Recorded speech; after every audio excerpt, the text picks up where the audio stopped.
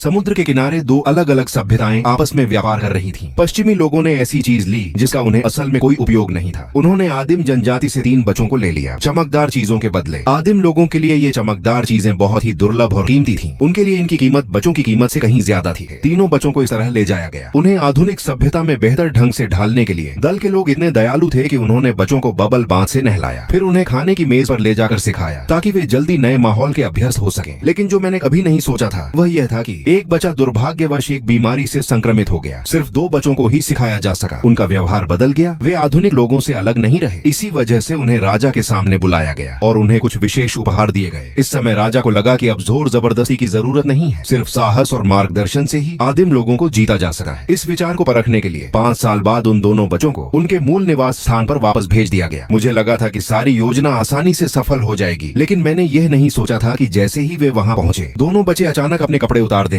और अपने परिवार की ओर दौड़ पड़ेंगे। ये दृश्य देखकर मैं हंसी नहीं रोक पाया। मुझे उम्मीद नहीं थी कि मैंने जिस विकास प्रयोग की इतनी सावधानी से तैयारी की थी वह असफल हो जाएगा, या यूं कहें कि मैंने खुद को यह बताने से मना कर दिया कि मैं असफल रहा हूं। लेकिन यह असफलता भी उसके इरादों को नहीं बदल सकी। डार्विन अब भी विकास के विषय में पूरी तरह डूबा हुआ था। उसे लगता था कि किसी कड़ी में जरूर गड़बड़ी हुई है। काफी जानकारी पढ़ने के बाद उसे विश्वास हो गया कि मनुष्य को भगवान ने नहीं बनाया है, बल्कि वह किसी आदिम रूप से विकसित हुआ है। इसी सोच के कारण उसने यह प्रयोग तैयार किया और जनजाति से 3 बच्चों को वापस लाया। हालांकि यह प्रयोग उसकी मानसिक अपेक्षाओं पर खरा नहीं उतरा, फिर भी डार्विन को इससे प्रेरणा मिली। अगले कुछ दिनों में उसने किसी भी रहस्य पर विश्वास करना छोड़ दिया। वह खाने से पहले की प्रार्थना में भी शामिल नहीं होता था। इससे उसकी पत्नी बहुत नाराज हो गई। उसे लगता था कि डार्विन पागल हो गया है, लेकिन डार्विन को इसका एहसास नहीं था। वह अब भी मानव विकास के विषय पर अध्ययन करता रहा, लेकिन सब कुछ हमेशा एक सा नहीं रहता। जब डार्विन को लगा कि उसका शोध लगभग पूरा होने वाला है, तभी उसकी बेटी के साथ एक दुर्घटना हो गई। इस घटना ने उसे गहरा आघात पहुंचाया और उसके दिल को झकझोर दिया। उसे लगा कि यह सब उसकी सना की वजह से हुआ है, जिससे उसकी बेटी दुखी रही। इसके बाद डार्विन की आशा पूरी तरह टूट गई। वह हर दिन चर्च में जाकर अपने पापों पर पछतावा करता और ईश्वर से क्षमा मांगता। जब वह इस विषय को छोड़ना चाहता था, तभी उसके पुराने दोस्तों ने उससे संपर्क किया। उनका मानना था कि सच्चाई को छिपाया नहीं जा सका, इस शोध को आगे बढ़ना ही चाहिए। उनके प्रोत्साहन से डार्विन ने फिर से खुद को संभाला, दोबारा प्रयोगशाला लौटा, सारी जानकारी को व्यवस्थित किया। आखिरकार 1869 में द ओरिजिन ऑफ स्पीशीज लिखी गई। इस पुस्तक के आने से पुरानी और जमी जमाई सोच टूट गई।